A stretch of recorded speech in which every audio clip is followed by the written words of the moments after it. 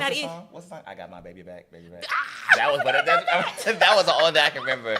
You know, Probably 9.99 back then. Can't find that today. Right. But I want to make sure, so business owners, number one, don't make this harder than what it has to be. Yeah. All they did was took a cheese stick and put some different batter on it or some different hot sauce. Yeah. That's simple, number one. Number two, you can't afford to hire 70 influencers. That's okay. Who you can afford to hire, make sure you hire them. Absolutely. Make sure they match your brand standards, okay? And let people jump on the bandwagon. Yeah. That's it. That's it. the takeaway from it.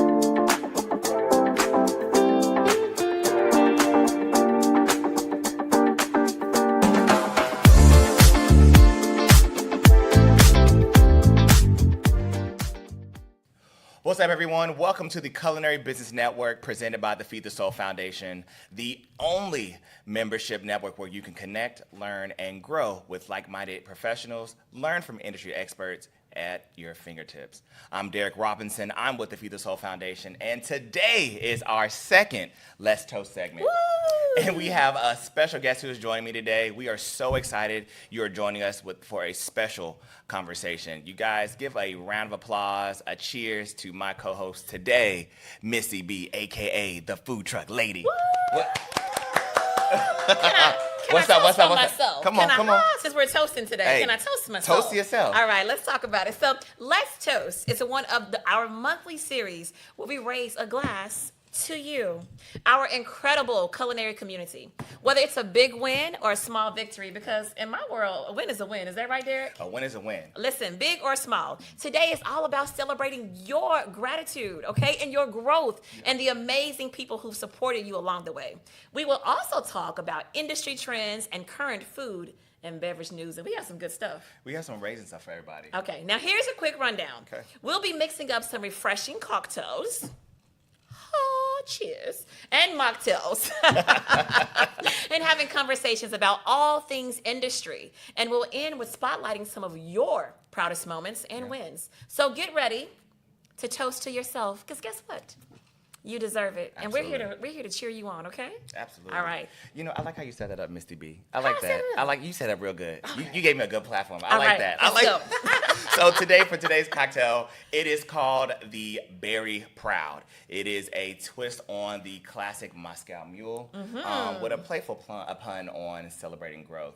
So for those who have watched and followed us on social media, we have already sent you guys out the cocktail recipe for you guys to follow along. And if you're joining us just right now, the particular recipe will be on the screen as I will be drinking and cheering with my co-host. That's as well, it. too. And listen, if you're a mixologist, even if you're one at home, put your recipe in the comments for us, okay? We want to try your drink. We're going to come right on this show.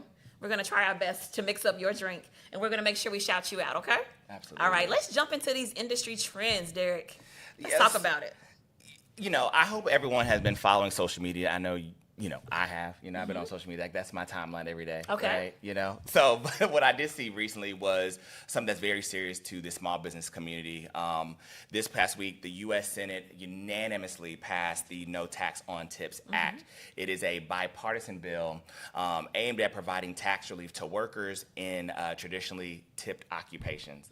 It's pretty serious stuff, because what the bill proposes is that employees earning under $160,000 annually will be able to deduct $25,000 from their cash. taxes. I know that's a lot. That's Yeah. crazy, right? So what does that truly mean? That's really affecting a lot of small businesses that we support every day on our everyday things. That's barbers, hairdressers, estheticians, things of that nature. But of course, our beloved restaurants. That's our waiters, our waitresses, as well as our baristas as well too, and even our mixologists and our cocktails and stuff like that. So it's really kind of interesting, because we did a survey with the Feed the Soul Foundation, and over about 400 folks were surveyed of restaurants from all walks of life. And did you guys know that a little over 62% of those folks we surveyed pay their employees through either cash or a cash application? I gotta tell you, that's surprising to me. That so surprised again, me too. I work with food trucks all the time, Yeah. so no surprise Yeah. with food trucks. But I just really thought restaurants were, tapping away, and No. so that's interesting. Yeah, because you get away with a lot of stuff when you pay under the table. I get It's it. true, I right. do get that, but now you're gonna be held to something really more seriously. That's gonna be kind of crucial for business operation. But let me ask you this, Derek. Do Ask you me. think it's possible that this could possibly be good news? And if so, for whom? And if not, for whom? You know, it's hard to tell, but I think as an employee of a restaurant, I think it might be better because I would get a consistent salary, right? At that point, because then you either come into the new frame of exempt and non-exempt, and you don't have to barter folks for your tips after you performed some type of service for them, and we do kind of miss out on some of those darling stories where like NFL players may drop $2,000 or something like that for a night, right? So I don't know what that means for our future. So. I know. So just pay attention, all right? If you work in a restaurant, if you own a restaurant, pay attention. You need to stay on top of this to know what's going on for your business, all right? Absolutely. And again, staying in social media land, you guys, I love social media. That's my go-to. But but going on to the next topic, you guys, is something also a little more, gray, if you will. It's a dress code that was implemented by Starbucks. I heard about this. About 2,000 Starbucks employees actually were very frazzled, or their feathers were ruffled, if you will, because of this particular dress code that was implemented. What does that mean for them? There was a more stricter guideline. They have to wear a black or white shirt, and they have to wear khakis or black or denim bottoms. Now, I'll be quite honest. To me, I always thought that's what they wore, but Same. just want to be honest.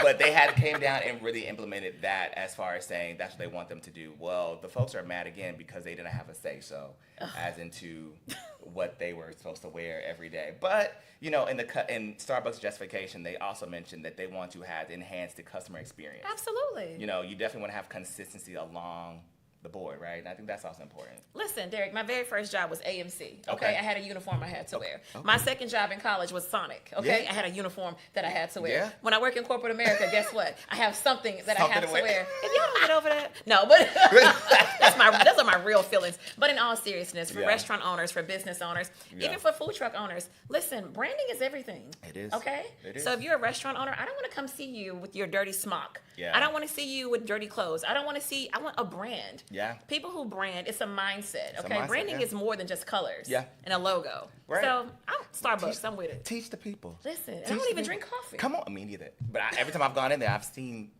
I thought what it was their dress code. Child, all I thought they had on was a green smock. But okay. Okay. No. So that's that news. Okay, now guys, I'm excited to share this little tidbit. So Costco holds a close spot to my heart. So it's very near and dear to me, but no, in all seriousness. So Derek sent this last night, and I was like really excited to see this. So it's a young lady by the name of Arsha Jones, okay? Her and her late husband, Charles, they started a homemade recipe called Mambo sauce. Mambo Have you sauce? tried it? I have tried mambo sauce when I went to Oh. DC. For those who are not familiar, it's very, I guess it's kind of like a sweet kind of taste. It kind of also reminds you of like ketchup, but also kind of has like very like spiciness and also can be sweet. So it just depends on your palate though, but it is a really big component in the DMV area. And I was just there all last week. Yeah. I wish I would have known about You this. see- No, you didn't see it? No, I wasn't looking for You it. everywhere. You the food truck lady. You didn't go. People, Come on. people have this idea that I just go around eating all day. Okay. I do My not. bad. I do other things than eat. But no, I want to make sure we support her. So let's talk about Miss Arsha Jones. Okay, so this sauce, first of all, like Derek just said, you can find it in the DMV area. Okay, so all of you in DC, in Maryland, in Virginia, let's go and support her. Now let's talk about what she's done. Talk about it. You can find the Mambo sauce. She has expanded, all right? So she's going to be in Costco, all right? These locations, I got to call them out. She's at the DC location, the Woodmore location, Brandywine, White Marsh, Mount Vernon, Pentagon City, Wheaton, and Beltsville. That's a lot. Listen, Linda. Listen. We always talking a good game in our community, all right? Let's put some action behind those words, and let's go buy her sauce. What would you say earlier? You said boots on the ground? Boots on the ground. That's y'all song right now. Boots on the ground. I'm so sick of I that ain't got a song. fan to clap, but boots on the ground. Put your boots on the ground and let's go support Miss Jones. And here's the other thing. She's not just in Costco, guys. She's in Walmart and Target, all right? So listen, people say, oh, that's so amazing, and it is amazing, but she needs us to support her, okay? It takes work. Manufacturing costs. Yeah. There's costs that I don't even know about. So Miss Arsha Jones, this is to you. Cheers. Cheers. Congratulations on that. And let's make sure that we go and support her. Well, you guys, before we get into our big topic of what we want to toast today, I saw something on social media that was actually kind of funny. Again, I'm the social media guy, I guess, and I'm getting all this news everywhere. But there has been a new term that I want to introduce you guys to. So I'm going to give you a quote from Instagram Threads. It says, "Dear restaurants that are Black owned or cater to our demographic, turn the music down. Clubsterants should not be a thing." I got to stop right there. Clubsterants, that's funny to me. That's what it's turned into. That's what it turned into. Yes. Clubsterants should not be a thing. I want to vibe to music, but still hear my conversations. I do not want to scream over Tevin Campbell.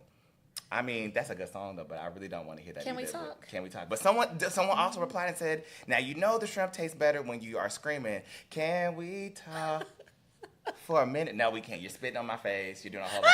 It's too much. No, spitting on my face. Spit on my face. Turn it down. Turn it down. Okay, I'm in agreement. I'm of age now, so maybe 20 years ago. But we weren't doing that 20 years ago, were we? No.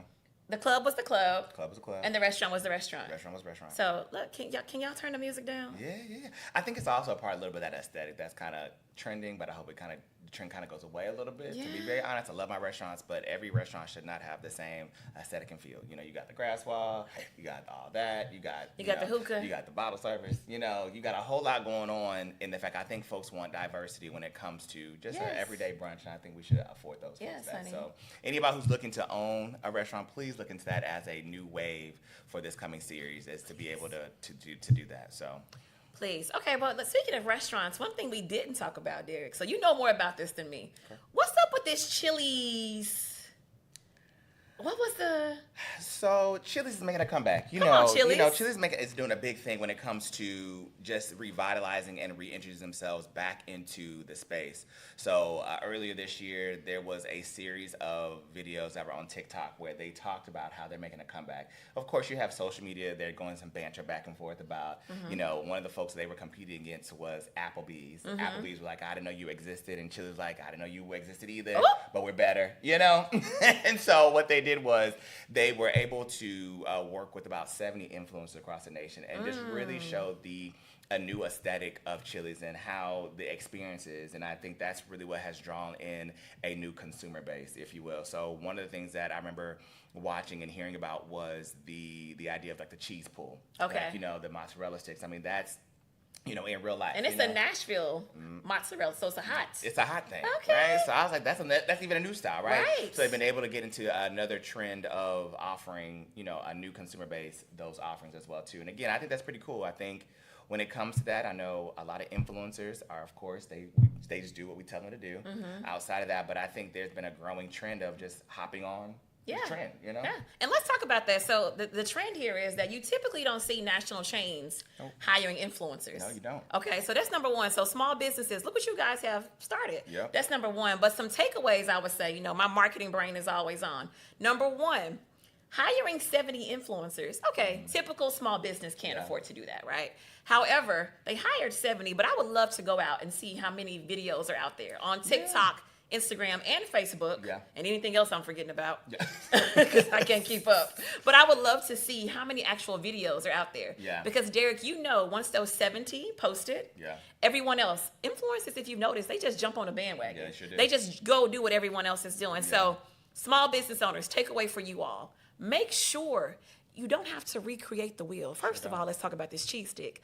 All they did was add Nashville to it. I don't know either, but I think I ain't ate Chili's in 20 years. Right. Okay. I may not eat. What's the song? I got my baby back, baby back. That was that was the only that I can remember. Probably $9.99 back then. Can't find that today. Right. But I want to make sure. So business owners, number one, don't make this harder than what it has to be. Yeah. All they did was took a cheese stick and put some different batter on it or some different hot sauce. Yeah. That's simple. Number one. Number two, you can't afford to hire 70 influencers. That's okay. Who you can afford to hire, make sure you hire them. Absolutely. Make sure they match your brand standards, okay? And let people jump on the bandwagon. Yeah. That's it. That's the takeaway from that. Do. And now everybody, they said they added it to their triple dipper meal or something like that. And people are going to order this meal. That one little thing can take your whole business to another level. Absolutely. Even with a dress code. Listen. Please have a dress code, because that's the worst. Going into listen. I'm listening. Like, Like, please. I'm right here. Please. I'm listening. Can we be uniform? The uniform. Can we be like together? And one key thing about it is that, when you think about your restaurant, you don't always have to follow what everybody else is doing. And at that particular time, I was mentioning earlier this year, that was the Super Bowl time. They did not even invest that way. They went against the norm and was still able to draw and pull numbers. So again, when you bet on yourself and you really put behind a great force, a great outcome can come as well too. Absolutely. And researching it and learning more about it. So the average restaurant profit margin is 3 to 5%. Yep. People tell me all the time they want to own a restaurant. I'm like, girl, go own a bar. If you want this to make money, this is not it. But because of this series, because of these influencers, because of this non-traditional campaign for Chili's, 19% profit margin. That's great in the restaurant industry. Yeah. Okay, great. If you don't believe me, I'll pick up the phone right now and call some clients for you. Look. That's great. So seriously, we can learn so much from this. I'm not on TikTok like Derek or on social media. I don't have time. You should see my page. I don't read none. My people just send stuff. If it's not a client or business. Hey, I love that kind of work. Look. I don't. They But see all the debris. You just see what's important. But if you are on there, seriously, learn something from it. Yeah. He's sending clips. So if you are on there, be intentional when you're on social media. Not only posting your own content, but looking at information that you can learn from. You don't need to steal anybody else's idea.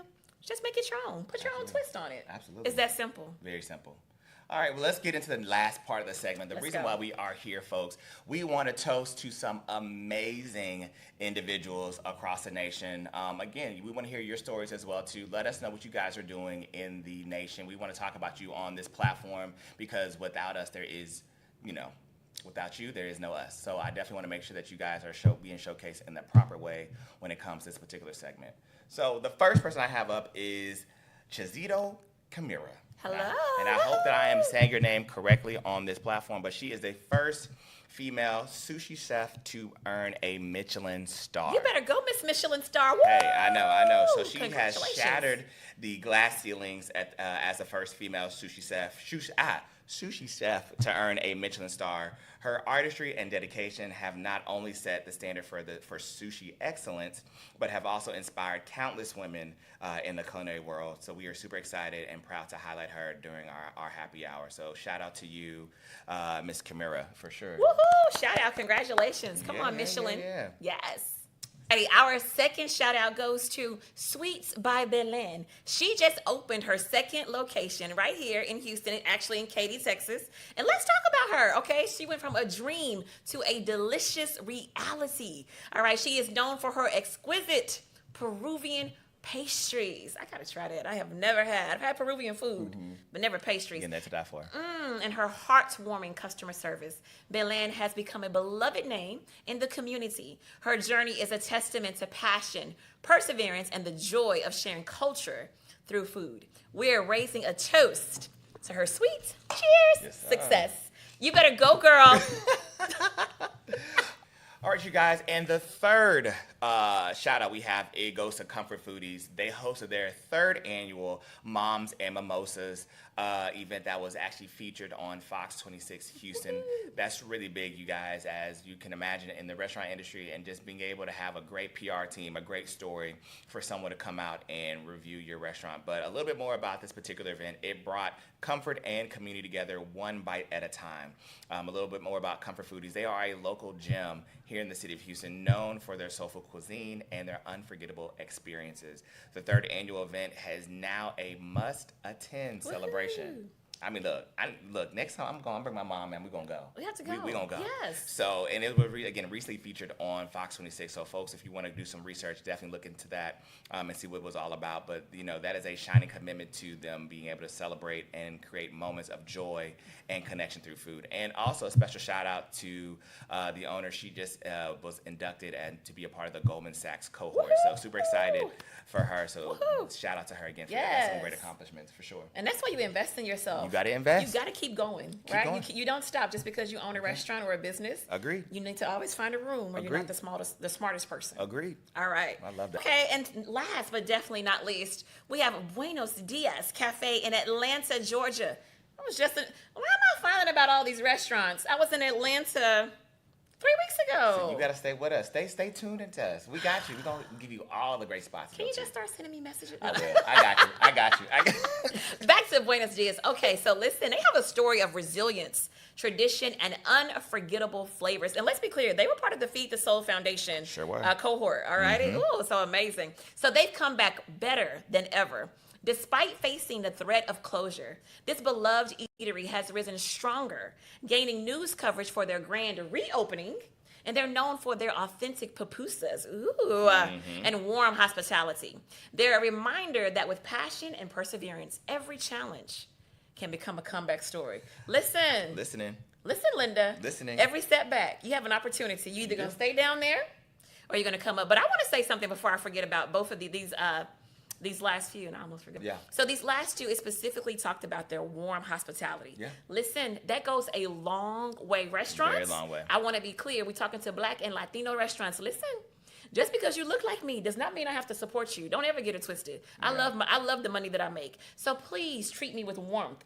And it makes me wonder how their hospitality has attributed to their success. Oh, I think it probably went very well. Yes. I mean, every time I've gone to Comfort Foodies, it was welcoming arms. You know, just whatever they got going on. It could be a busy restaurant. It's a hello, can I help you? Yes. It's a very quick, draw to you as far as like new customers. Yes. So I love it every time I come in there. And your job as a business owner is to make me want to spend my money with you. Yeah. You already have the food. I'm already there for a reason. Yeah. Make me spend more. Yeah. Treat me Absolutely. well. Absolutely. Treat me well. I'm going to spend more, I promise. I Treat me love like you love me. Treat you like you love me, right? And so I can come back again, right? Like, I will be back. I promise you. Not seriously. Why do we always return to Chick-fil-A? Right. Tell the truth. Is it the food that's that phenomenal? My pleasure. Thank you. Because you My make pleasure. you make it easy for me to spend my money. That's so funny. Back on social media, there is a person who actually made a rap about that. About Chick-fil-A's rap. Yeah, about Chick-fil-A. We don't have time for it today, but hopefully that can be in the comments. I will send that along to you, everyone you guys can watch it. But there's a whole rap about Chick-fil-A, about their service, and it's actually kind of bangs a little bit. Okay. I kind of like it. Just something. Okay. That's so funny. Well, you guys, as we close down this particular segment of Let's Toast Live, we want to hear from you as well too. What were your small wins that you were proud about this week, and not even just this week, even last month? Let's catch up. Let's see how it was, and we were able to talk about that and promote you guys on this amazing platform. Yes. And also, even outside of that, who inspired you this month? Yes. It could be a lot. I mean, inspiration can come from a family member, a friend, someone spiritual, or something overall.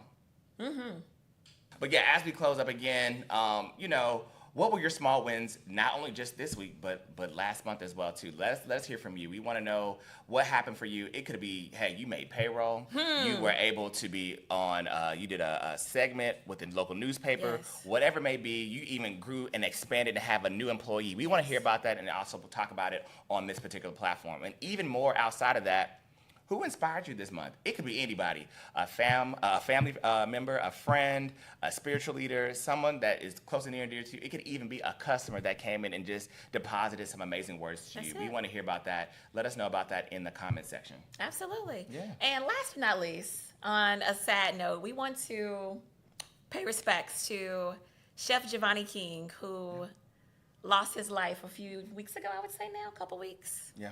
And so we just want to take that. We talk about inspiring you. Yeah. I met Giovanni, in college. I don't want to say what year. Okay, don't. I'm old. Do. See the gray hairs? No, on it's top? good. Okay. But I met Giovanni at Stephen F. Austin State University so long Mama ago. Jack. I know, eh? Yeah. And I remember one day, so he was my college boyfriend's roommate. Okay. And I remember, college kids, you don't have no money. Yeah, and you eat whatever you can eat. Right. Okay. I think we had spinach. How do we have spinach as college kids? Had to be Giovanni. Right. Something else. But when I say Giovanni mixed up something at Yeah. like midnight and we tore their food up. So I want to say this. Live in your dream. Yeah. Live in your passion. Yeah. His life is gone, but his legacy will forever be with us. And so what's Yeah. your legacy? I heard a pastor say one time years ago when I was a teenager and falling asleep in church, but this stayed with me. He said, on your tombstone, nobody's going to care about the date that's on the left or care about the date that's on the right. They're going to care about that dash in the middle. So make sure you do something amazing with that dash. Nobody's going to talk about how much money you had at your funeral. They're gonna talk about the Let impact. let me put that in my notes. Listen, Hold on. That was y'all better good. ask about Let me Miss add that in my- Reed, baby. let She me- wanna let get me y'all talk about together. that. I like that. Okay, I like that. No, so we just want to end with that, and we just want to make sure toast. Yeah. Toast to yourself, and we'll be toasting to you guys again next month. And let us know in the comments what you thought about the show. Thank you. Thank you. Yes. You guys, that was an amazing conversation I just had with my co-host. She was amazing. You guys are amazing. And again, as you can see, you don't have to do business alone. If you still haven't joined the Culinary Business Network, you're just one click away. For less than $1 a day, you guys can have access to monthly live training and join like-minded culinary business owners. So again, what's stopping you? Subscribe, join, learn, grow today.